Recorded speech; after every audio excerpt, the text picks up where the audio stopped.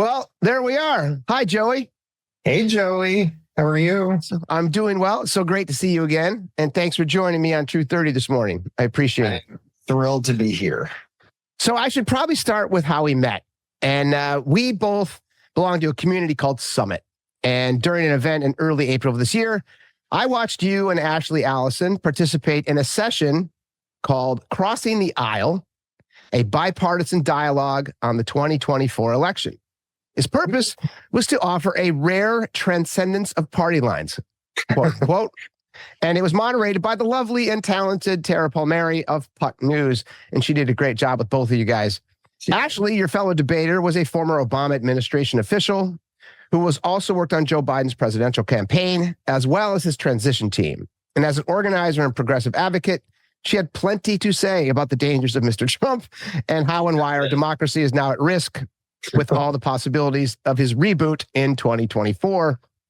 And you, my new friend, spent 12 years as a senior advisor to both the U.S. Senate and the U.S. House of Representatives, including more than 6 years as chief of staff for the U.S. Senator Deb Fischer.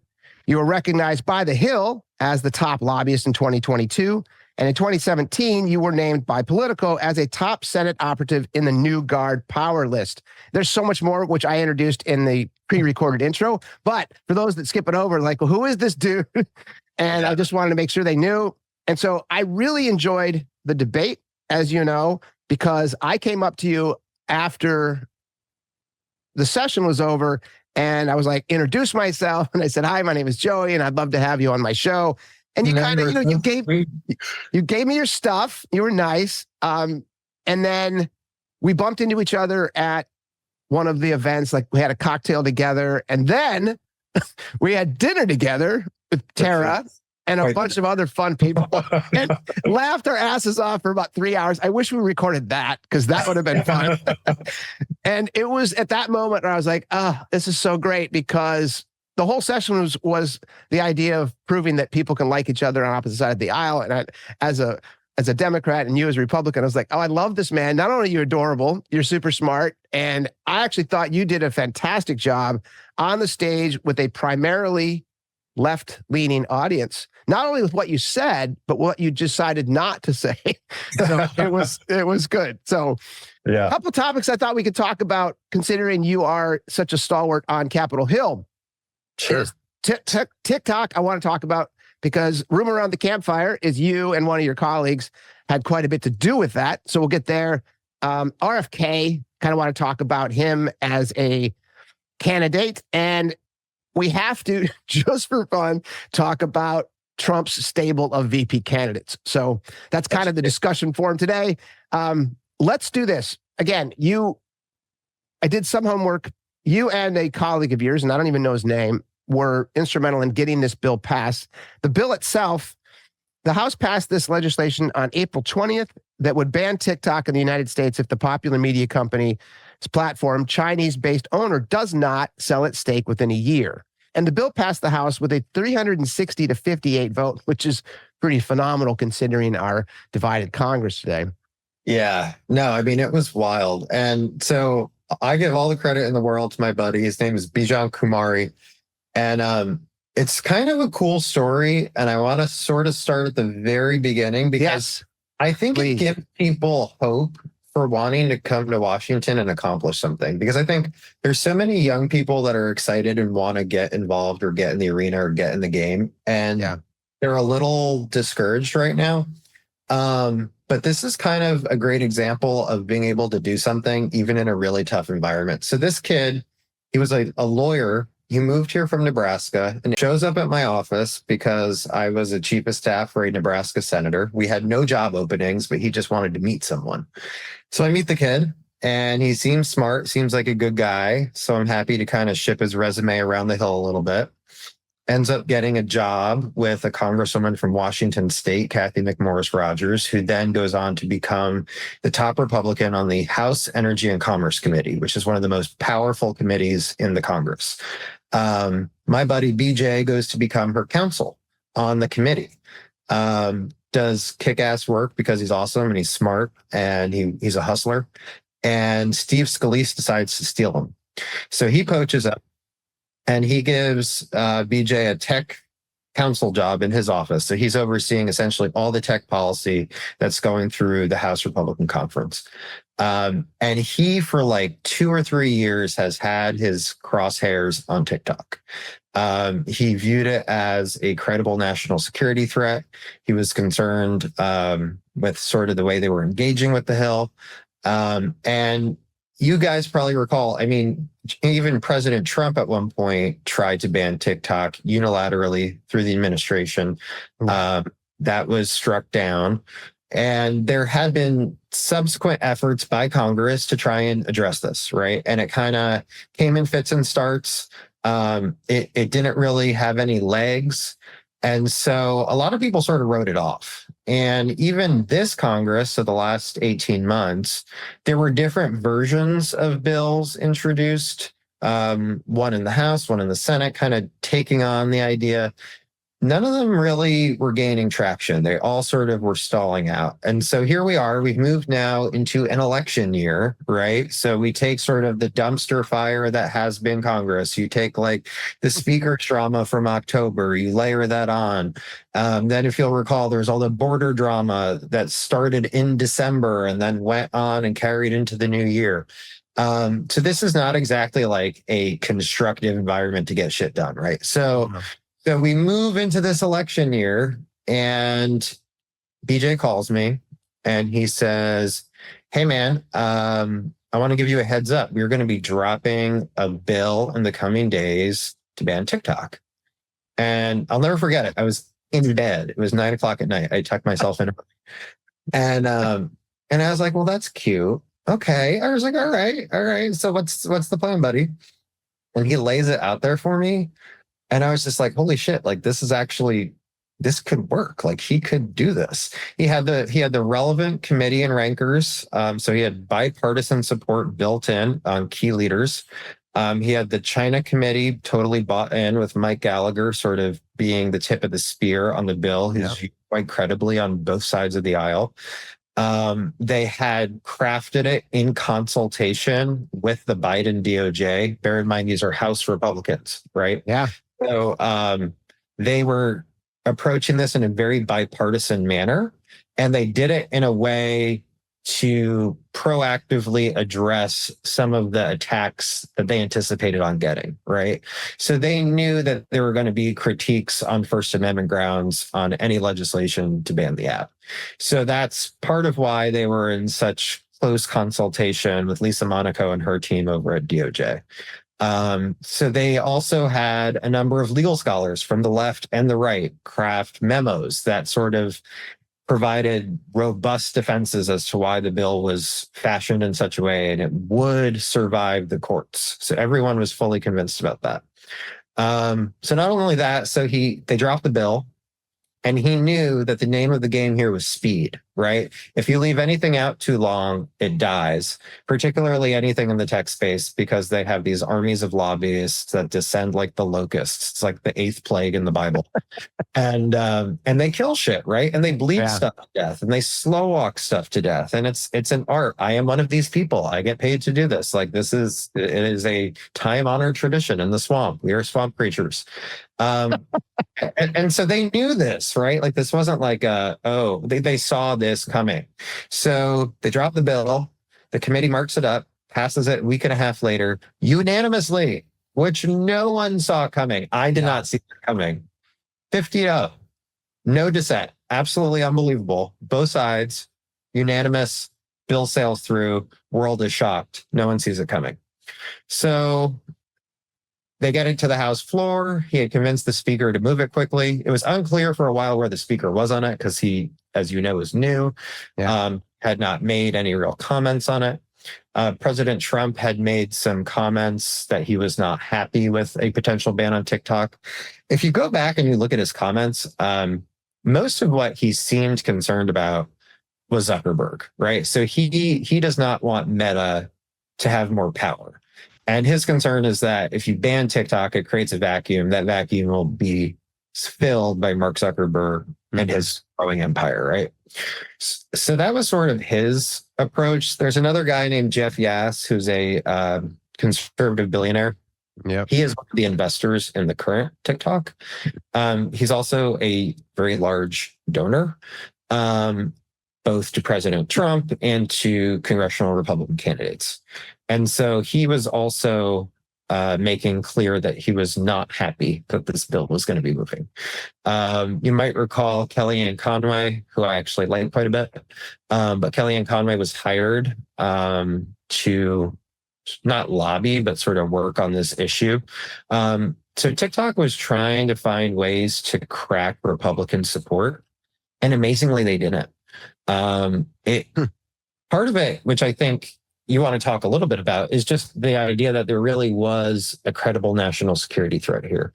And there were a number of briefings that members in the House and Senate were invited to participate in, where members walked in, I think, thinking one thing and left almost unanimously saying, holy shit, we have to do something.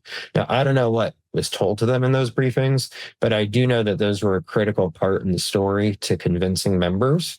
And those briefings were done by the FBI. They were done by DOJ.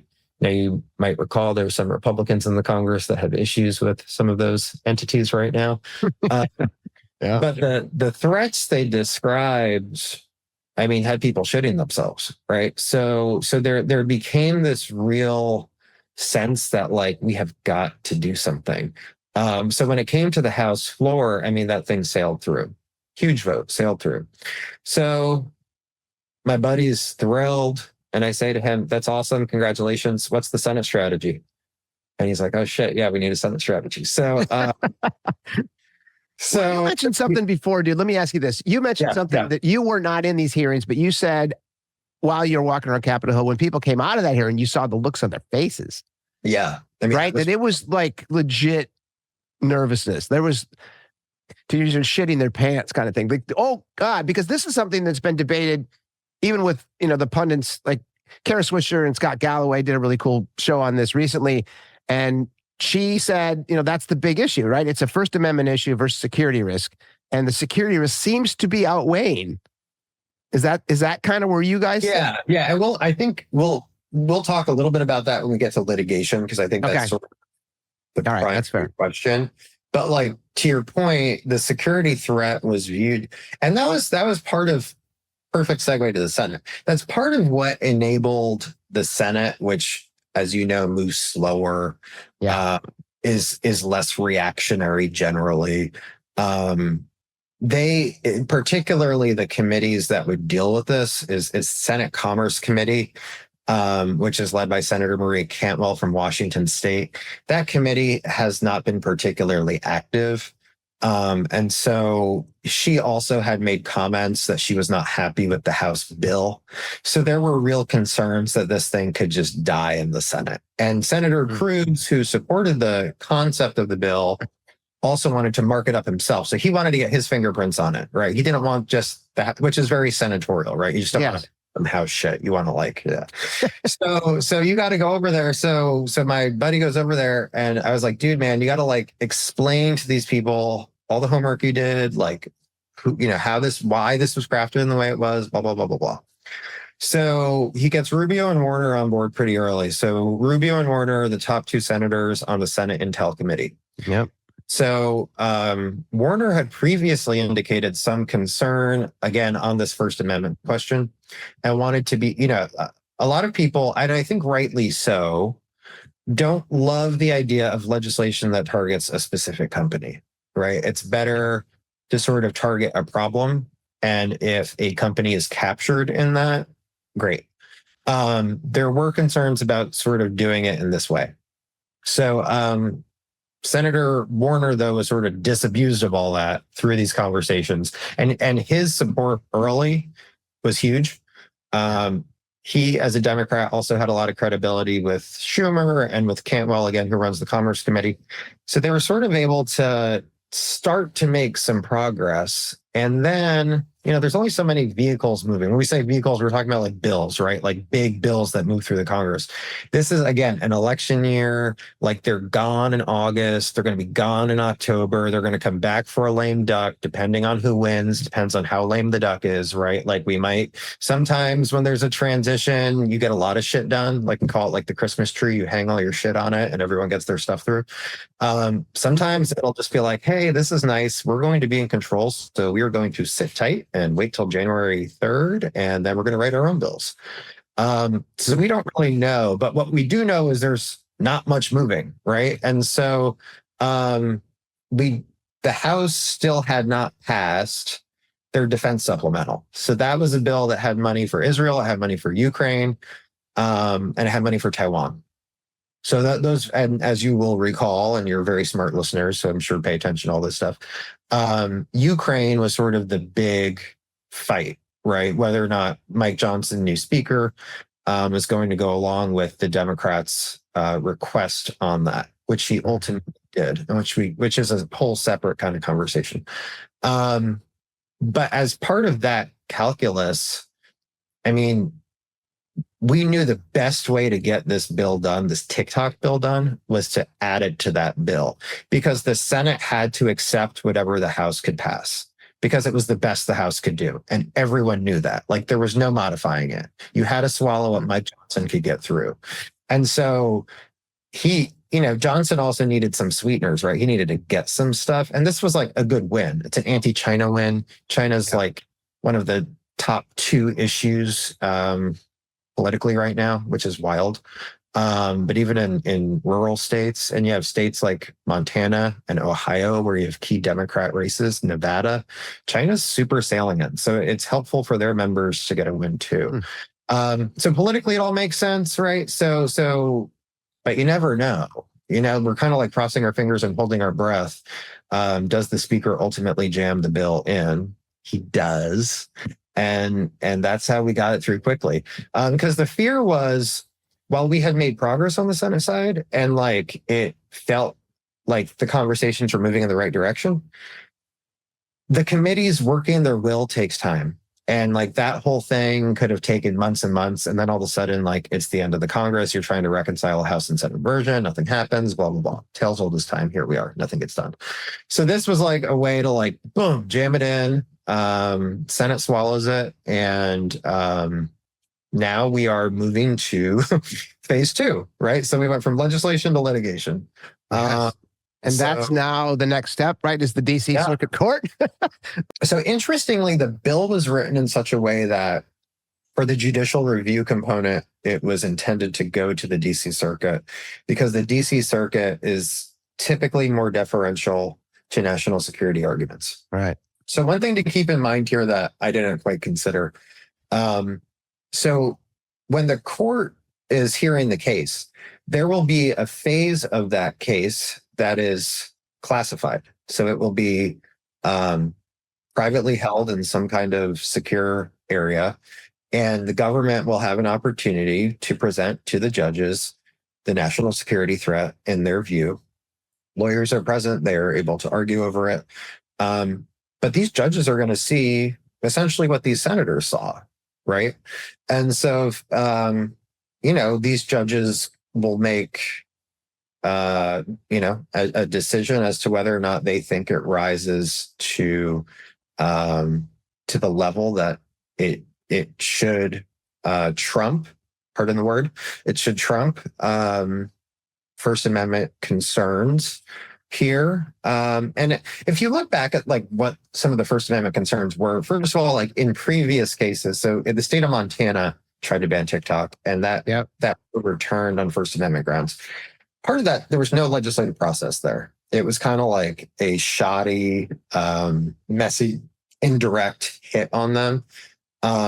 Here also, the legislative record makes quite clear, and legislative records matter. Courts look to legislative records.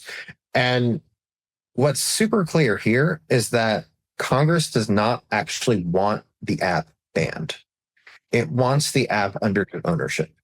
And that point importantly, was made by Republicans and Democrats. Democrats in particular, Mark Warner, Chuck Schumer, they all said they did not want disruption in service, right? Which is part of why the divestment period was extended from initial 6 months to 9 months with the 3-month option for extension, 12 months, right? To ensure that if China were to approve a sale, that investors and developers would have time to get a new app together so that users really don't experience any change other than, oh, by the way, there's a whole new algorithm going on that's controlling what you're doing, monitoring you. Yeah, well, my first question there is, and maybe that's a different down the road subject, but being divested, this company has never gone public, right? Because I don't think they wanted to disclose what they were doing. It is the fastest ascending app I've ever seen, specific to, what do they have, 170 million users or something? And so how would they divest? I mean, who could afford to buy them? So there's a number of different investors.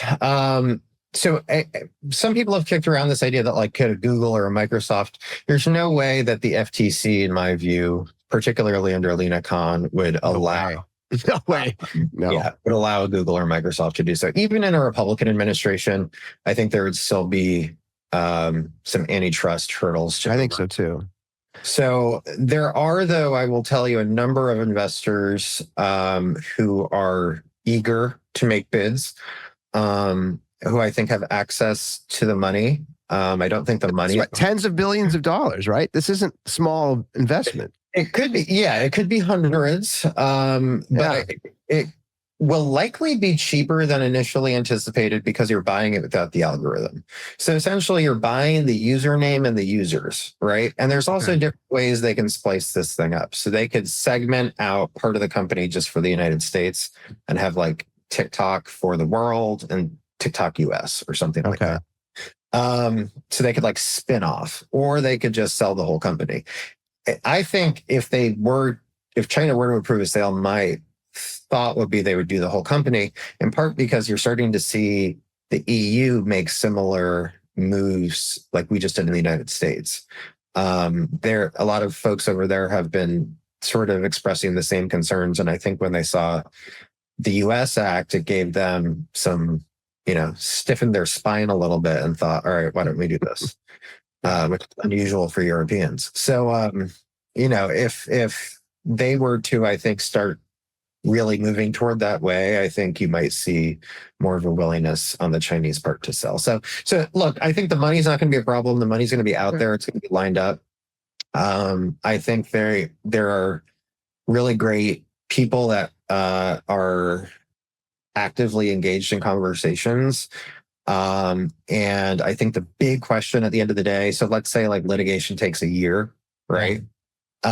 Keep in mind, during that litigation, the court's likely to put a stay or like hit pause on the divestment process, right? So the bill says... so that'll extend it. Yeah. Okay. So this shit could go on for like 2 years. Like this could like... That's what I was thinking too. Yeah, like there could be something new and sexier by the time this is all said and done. So let's like my bet right now is like a year of litigation, a year of divestment. So and most people who are like normal humans that just are on TikTok and don't want to be bothered, like they're not going to have any disruption, right? So like these people that think it's going to be like this huge campaign issue, no one cares because no one's going to see anything change. No. So that's not going to happen for a few years. So it's fascinating, I think, from the idea that it is like a monumental thing that happened. I think people really didn't see it coming. And the cool thing for me is like this kid moved here like 5 years ago, knew no one. And look at what he just did, because he was a fucking dog with a bone, right? And he convinced his boss that they could do this and there was a way forward, and he was smart and he got good advice and he like ran with the football. So I tell that in part because I think it's an interesting story for people to know about like how it all went down, but I also think it kind of gives people a little bit of hope who want to come to Washington and do something that matters and do something that's important, and that you still can even in this fuckery of it all.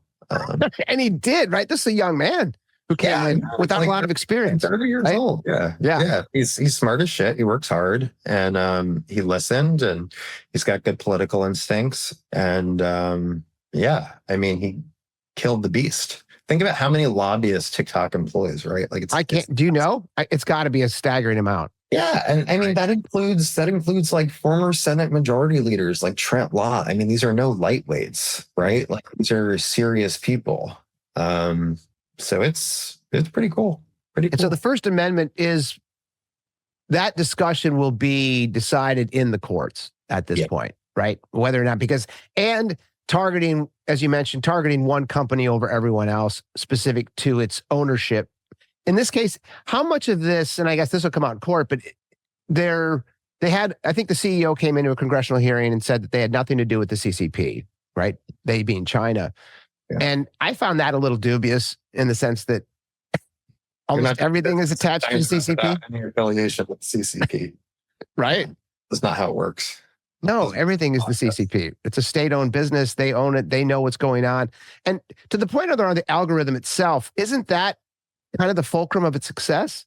If they have to ban the algorithm, what does that look like? Yeah, I mean, it is, but I think it's also an opportunity to sort of reinvent the company a little bit, because I think there's also a separate conversation going on about sort of social media in general and, its use by children and mental health impacts and also its role in political conversations and narratives, whether that's being manipulated or not, and how to deal with all that. So I think this is an opportunity to sort of like proactively try and shape some of that and be a responsible actor in the space, which I think is a unique opportunity for a new CEO to kind of come in and approach it that way, and build an algorithm that's sort of more mindful of things like that. Now, that certainly might impact user experience, change things. I don't know. I'm not a user. My husband has a 250,000 TikTok followers. My husband is so he's an OG. Yeah. All right. I don't have it on my phone, but he does. And he's cracked the code. So people like that might experience some changes, but maybe that's for the better. I don't know. So that's all to say. The algorithm is going to change in some ways. I'm sure the user experience will change, but maybe that's what needs to happen. Who knows? Because I went to an event with Senator Mark Warner last April, and he did a presentation on that. He was on the dais for about 90 minutes, and he talked about a lot of issues, TikTok being one of them. Yeah. And he talked about the propaganda and how, there's a lot of discussion on that. Have you heard a lot about the propaganda side of it? Because that's the one thing I've read, that China has a different algorithm in China specific to its users, right? Yeah. So that if you get on a music link and you watch someone playing piano or violin or some kind of tutorial, it'll take you to another one, but it's kind of educational. Yeah. And here, obviously, you go down rat holes, much like you do with, much like you do with everything else on social media. But there is this bifurcation, right, between China and the United States. And so that's also a piece of it. And in that sense, that is almost an articulation of, hey, we're feeding you guys completely different shit, than we're feeding our citizens. So it's not like a really big stretch to say that propaganda is a part of, this is the most expensive and probably sophisticated Trojan horse in the world as it relates to propaganda. I mean, is that, these claims? True. I think one thing that also struck me in my conversations with people that were involved in this was it wasn't so much what was currently happening as what they could do with what was being gathered. And I think it was like that potential threat. And again, it wasn't like a big leap to get there. It was like they're kind of doing all this, whatever they're doing, to be ready to do whatever it is everyone's so afraid of. So, in other words, like, I think, yes, there are, existing issues, what you described, just that. But I also think that sort of the potential of sort of, nefarious behavior they could do with the information that was being gathered, the tracking that was going on, was really, really terrifying to lawmakers. And again, like, what can unite lawmakers these days? Like, nothing. Exactly. Let's say the 50-0 is it just doesn't happen, and even 360 in the Congress. It's like that's staggering. It's not like a committee of shrinking violets. I mean, there's a lot of like partisan warriors on that thing. No, our Congress can't even agree that kitten videos are cute, right? Someone would fight on it. So they agreed on this was pretty amazing. That was gobsmacked. And I'm gobsmacked very rarely anymore. Yeah. Well, thanks for letting me talk about it. No, that's fantastic. And that's really cool news because it's something that it was unique. I haven't even heard a lot of this, so I wanted to save it for this. So thanks. So why don't we shift to RFK Jr.? Oh man. What do you so worm eating his brain? Yeah, no, that was news last week. The worm that ate his brain, but only parts of it. Yeah. Oh, so when he first came out, I think we shared this on the at the summit, but when I first started reading about him, I learned that he interviewed Sirhan Sirhan. Yes. And Sirhan Sirhan was like, yeah, I killed your dad. And he's like, well, okay. And then it was on video that Sirhan Sirhan killed his father. And so that to me was like, okay, so that's a little scary for me. And I haven't done, an inordinate amount of homework on RFK because I just didn't take him seriously. But now, I'm starting to look and go, okay, he's moving. And I watched him on Joe Rogan, and I read some of his book, parses up pieces and parts. But he does a lot of things that I think are very clever. He'll take wonderful truths and then wrap them into some conspiracy theories, and then wrap another cool truth in another conspiracy theory. And when you look at it as an amalgam, he seems relatively normal and sometimes cogent. And you're like, okay. And because he is, kind of poking the stick at the status quo, right? And he's going to come and shake things up. He's now polling anywhere between 10 and 15%, depending on the poll. So what are your thoughts, from the Capitol Hill purview? What are you guys talking about on the Hill? I mean, people are fascinated by it. I think that the real question is like, whose voters does he take? And I think the jury is very much out on that. I think for a long time, the conventional wisdom was that he would steal more Democrat voters. And essentially there's the standing theory that, any vote that is not for Joe Biden is a vote for Donald Trump. Right. But presumably all those Kennedy voters are, a gift to Trump. But there was some interesting polling that came out a few weeks ago. I think it was in the Washington Post, but that actually showed, in fact, according to whatever data set they had, or a large portion of his support was coming from Trump type folks, which also isn't, there's a lot of President Trump supporters who are similarly conspiracy minded, who you could see sort of also anti-establishment, right? Like liking guy willing to give the middle finger to everyone and everything. Yep. Especially like coming out of COVID and restrictions and that whole thing. So I don't know, man. I think that's what we're all wondering. That's the big question, is like, who does he pull from? I happen to generally think it's worse for Biden than Trump. I think he eats more into there. Yeah. I think there's a lot of just disaffected Democrats right now. It's not just like a lack of enthusiasm. It's just a bunch of pissed off people and they want somewhere to go. And whether that's Cornel West or Jill Stein or RFK Jr. I mean, also he's got the Kennedy name, right? He's leaning into that. Did you see the ad his super PAC did during the Super Bowl? It was incredible. Yeah. I was like, incredible ad. It was the best political ad I've seen in ages. Well, he took it from his uncle, right? Yeah. I mean, that was the JFK ad from the election in the 60s. And he just kind of put his name and his little face inside. And that was a $7 million ad, by the way, because that was a Super Bowl ad. Shanahan paid for, right? Yes. Yeah. So and he has another piece out that they just did because his VP, Nicole Sheridan, is very wealthy, and she is, I don't know how much she's donated to the campaign at this point, but if you're going to choose a VP that has, billions of dollars, it's not a bad idea.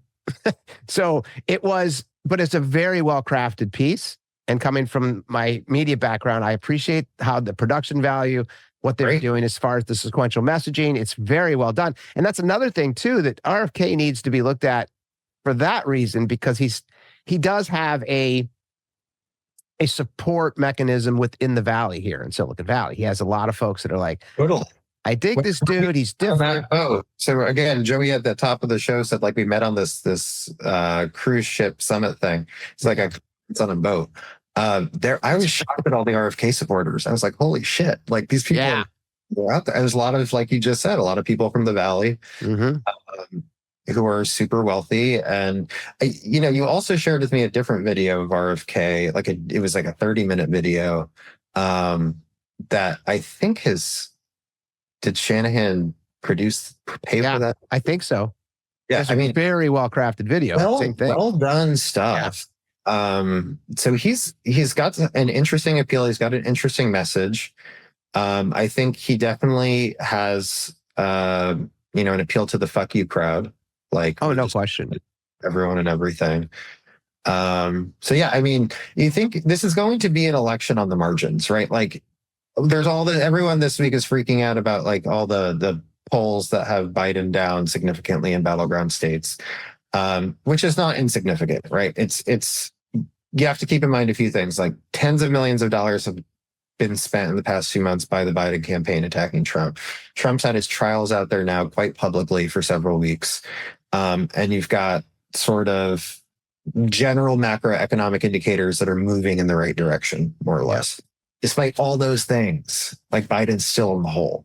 So that is a problem. However, 6 months out, and it's a long time, and the Democrats will tell you that they haven't even begun to talk about abortion yet, and you just wait until we shove that down your throats.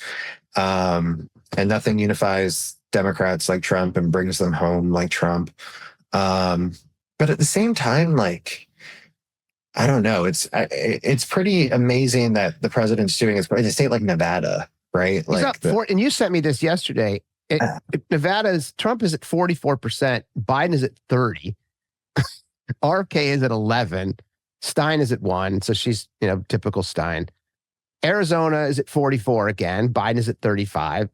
Trump and George is at 42%. Biden is at 34%. RFK is at 8%.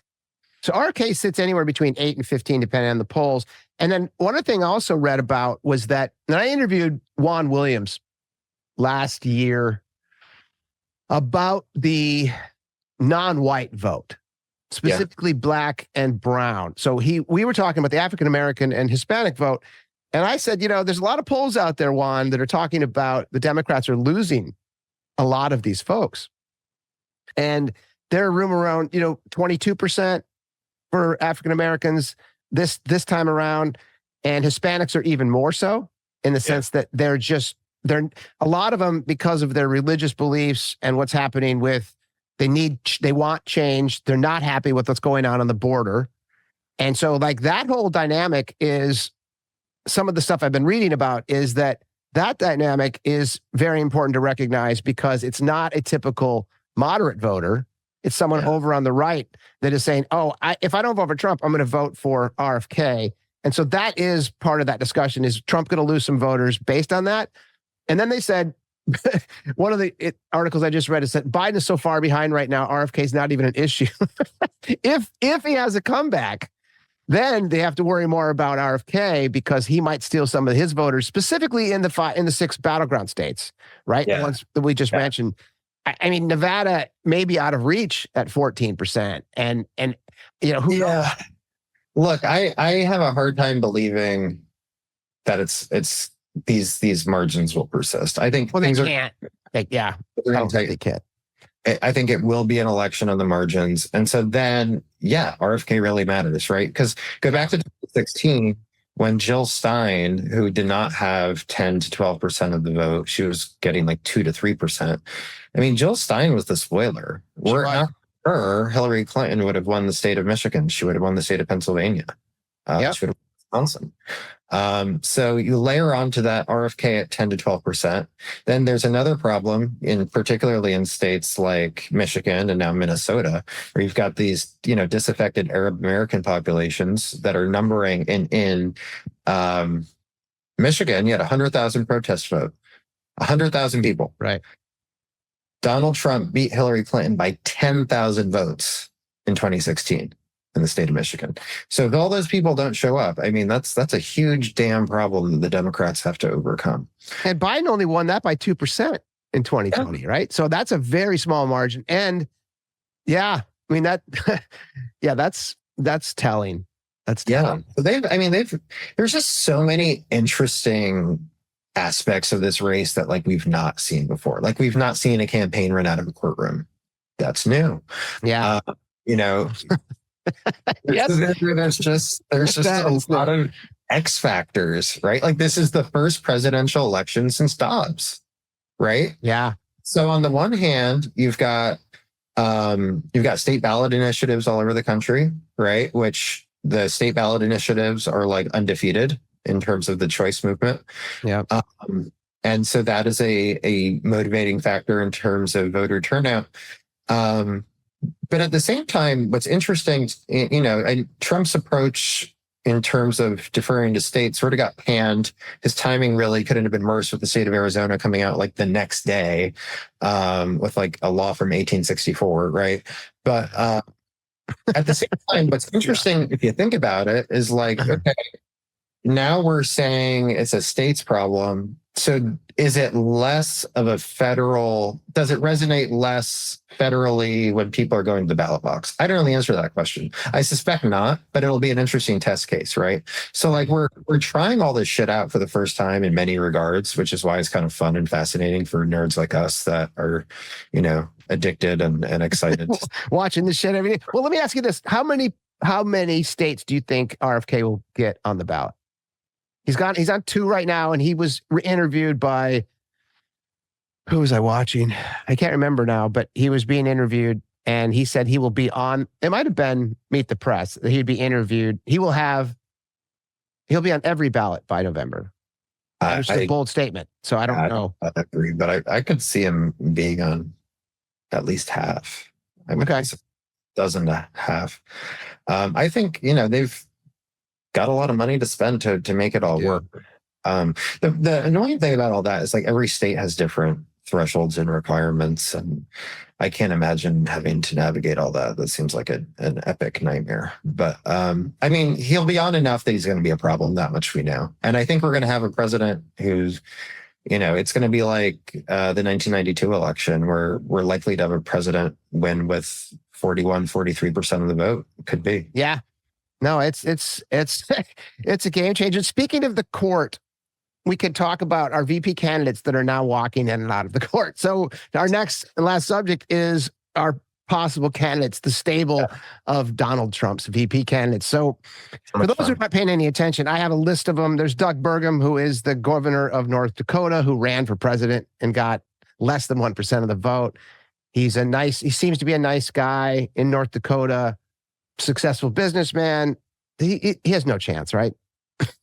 So this is what's interesting. So I say I agree. Yes, the answer is I say no chance. He is occupying a lane that there's a group of people in President Trump's ear who are sort of saying to him, pick someone who will not run in 28. You don't want someone who is going to be not just like a loyalty question, but someone who's just got a totally different agenda. And if you someone with ambition, who typically a vice president would have some ambition, I mean, President Trump can only serve one more term if he's elected, and whoever his vice president will be the presumptive front runner to be the party's nominee in 28, right? And that's going to be the focus. That's going to be where they're fundraising. That's going to be how they're making decisions. That's going to, inform how they or when they defend the president, right? And he wants a team player. So I agree with you. I don't think it's going to be him, but there's people in his ear saying that. And so I think... And they like Doug. Why? Because he first of all, he brings money. I mean, he himself is independently wealthy, but he has access to a lot of money. He's been making a lot of donor calls for President Trump. He also, I think, is viewed as like does no harm. Like he's pleasant. He was a successful, he's a nice guy. He's, he seems just kind of like vanilla, right? And if you want vanilla, he checks that box. All right. Well, how about Tulsi Gabbard? So she was the former rep for Hawaii, and she was a Democrat who then turned independent. And now she is a regular on Fox News and kind of bashing the left, which, as we know, it's pretty easy to bash the left lately. But, what do you think are her chances? I don't see it happening, man. But I do think like she's interesting. One of the more interesting rumors I've heard is like Joe Manchin, someone like that. And I don't know that like a Joe Manchin would do it, but that's the kind of thing that like totally just resets the chessboard a little bit, which, I think if I were President Trump, I kind of want to do, right? Kind of reminds me of like when McCain had this flirtation with like Joe Lieberman, right? Like they were like besties and security hawks and all that stuff. But he was Joe Lieberman was pro-choice, and there was this whole argument you can't cross that and win the nomination.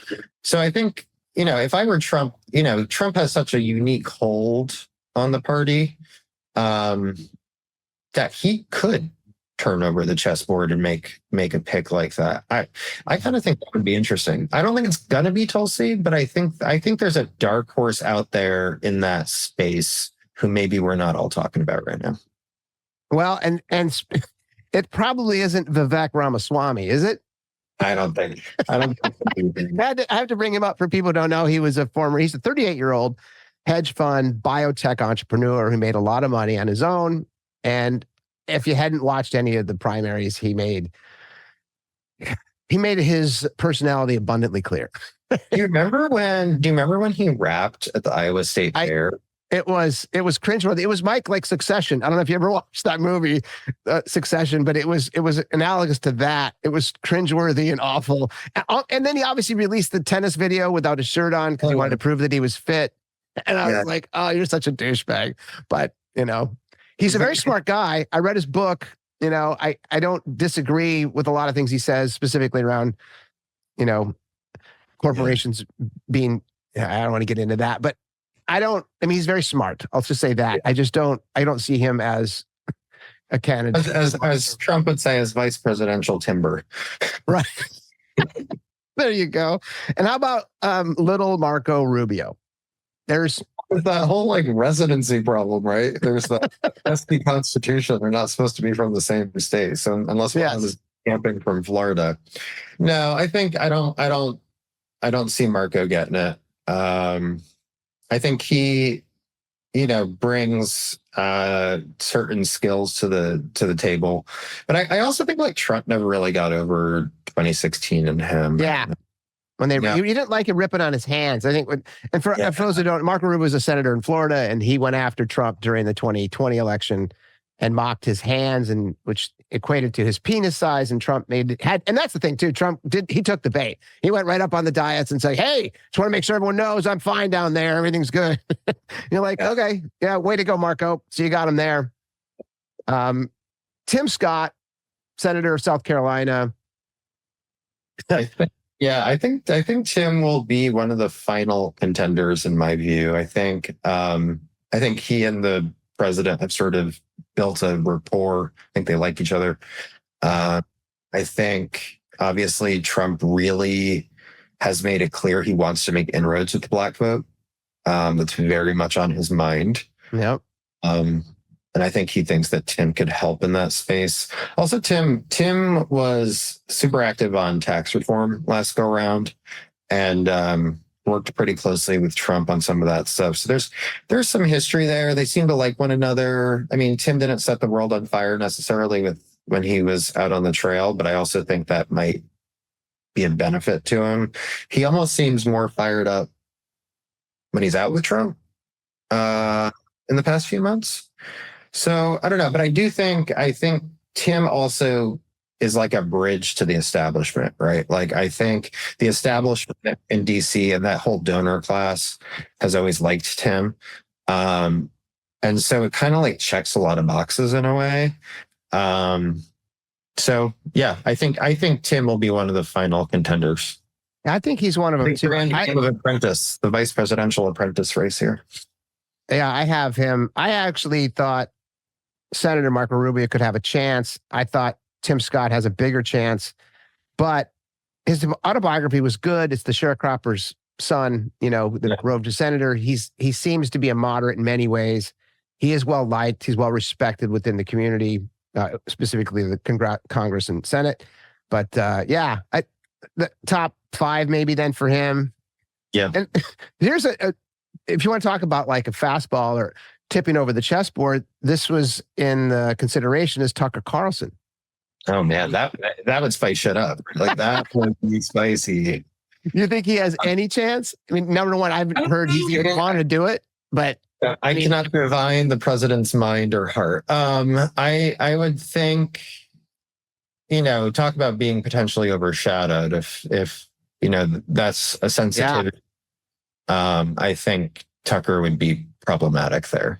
That's a great point, because I feel the same way about Mike Pompeo. I think he had so much respect within the Beltway that I don't think Trump wants anybody who gets more attention than him or more respect than him. So that I don't.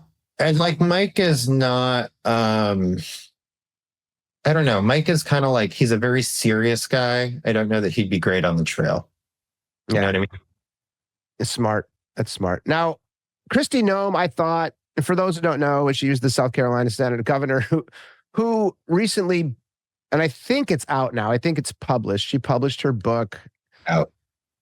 And she shot a puppy in the face, and his puppy's name was Cricket. And she bragged about it and went on a tour trying to defend it, which was just painful. I'm sure you watched some of that. You had to watch some, right? It was painful. It was painful. My God. And she got mad at the commentators. Stop the madness. Stop the madness. Yeah, no, that ship has sailed for her. Yeah, I think so too. You just can't shoot puppies. I think the only person that could shoot a puppy and get away with it would be President Trump. So that is. It reminded me of the hell that Mitt Romney got. Remember when he? With the up on the rack to the car, and he didn't shoot it. So and that cost him. That could possibly cost him the election there. So I don't know. And then you're simply trying to like take the dog to lick the sock. Poor thing. Well, because the sad part was that she tried to deny it, because obviously she didn't write the book. It was a ghostwriter, but she put the idea in there, and she put, hey, this is my story. Tell it, because it's going to show people how tough I am. And then she came back and said, I think that I've been trained, because when I sat that face to face with, little Kim from North Korea, and you're like, oh, did you meet Jim Connell? You did? Oh, no, I did. Well, I didn't actually meet him. Okay, but you did shoot Cricket in the face. Yeah. And you're like, okay, you should probably just get off the camera. You're done. Yeah. Thanks for coming.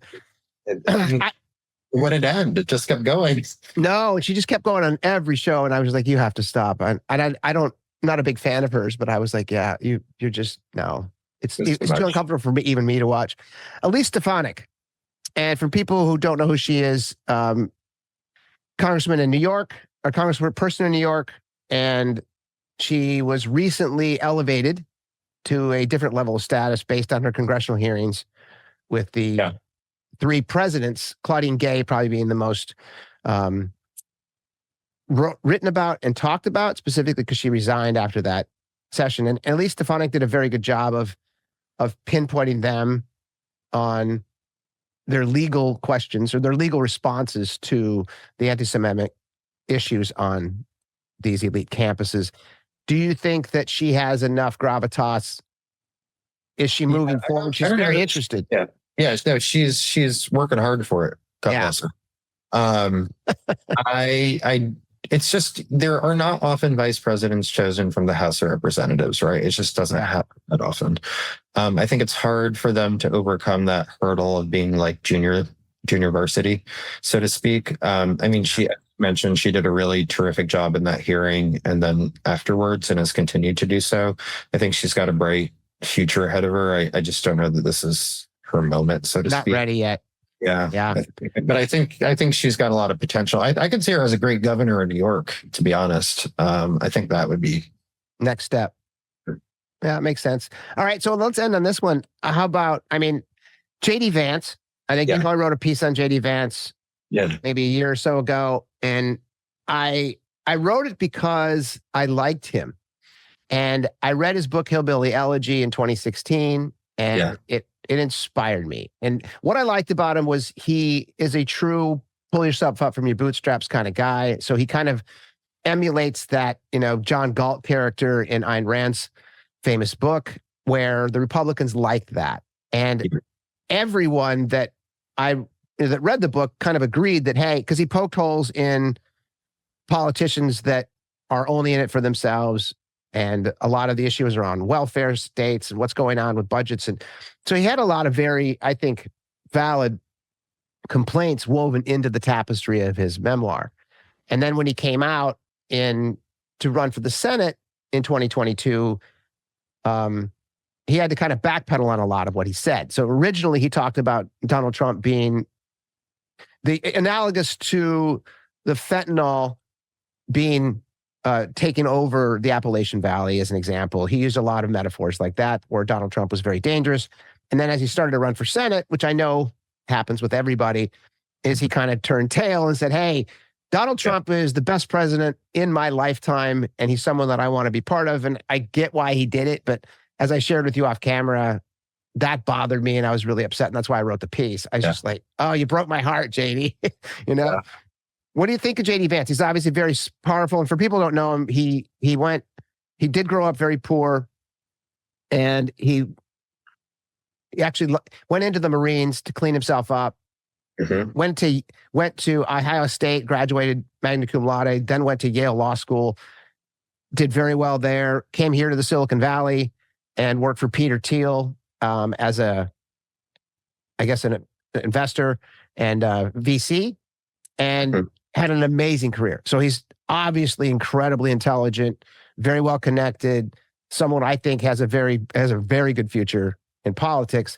Do you think he is the possible VP candidate? I think he sure is going to be one of the final ones. I think him and Tim are likely potentially the final two, in my view. I think JD is a very sort of natural heir to Trump in some regards.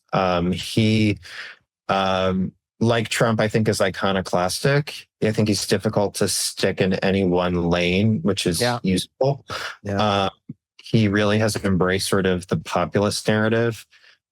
He, whether you agree with it or not, he has distinguished himself, I think, as a leading voice on a lot of issues that are very important to the conservative movement right now, whether that's Ukraine funding or otherwise. But at the same time, like, he's done interesting things. For example, after the railway incident in East Palestine, Ohio, immediately worked with Sherrod Brown, a Democrat in cycle, on a rail safety bill that is not supported by most Republicans. So he's willing to do interesting things. I think he's very, very ambitious. He's very close to Don Jr., which I think is helpful to him. He was one of the ones at the courthouse, which is the new sort of campaign platform. So he did visit the courthouse. I mean, he's working hard for it. He's working hard for it. But I do think, what he might have going against him also is, like, he's high wattage, right? Like he can really command a crowd. I think, if the president is concerned about being eclipsed, or again, having someone like who would probably on day 2 get out there and start running his own presidential race for 28, I think that could be an issue. But he's sort of like, I would say almost like a pure distillation of Trumpism in many regards. And in that sense, sort of, in my view, a very kind of natural heir, especially like a younger generation. Ohio has become increasingly red, but it's still sort of emblematic of that Rust Belt population that JD is trying to appeal to. I think he'd also be an effective emissary in states like Michigan that are going to be in play. There's increasing chatter about Minnesota, which always seems to be like this elusive unicorn that Republicans like to talk about, and then we never get. But no, it's amazing. It's a great blue ball, right? So Minnesota's back in everyone's dreams. So he would play well in Pennsylvania, right? Like he could. He's got the vocabulary. He's got sort of. He can identify with it. So I think he'd be a very compelling candidate.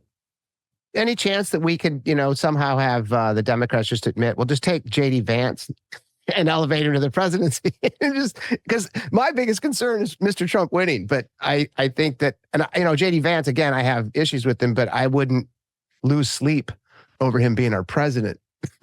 So let's have JD for president. Wow, we got Joey on the JD for president.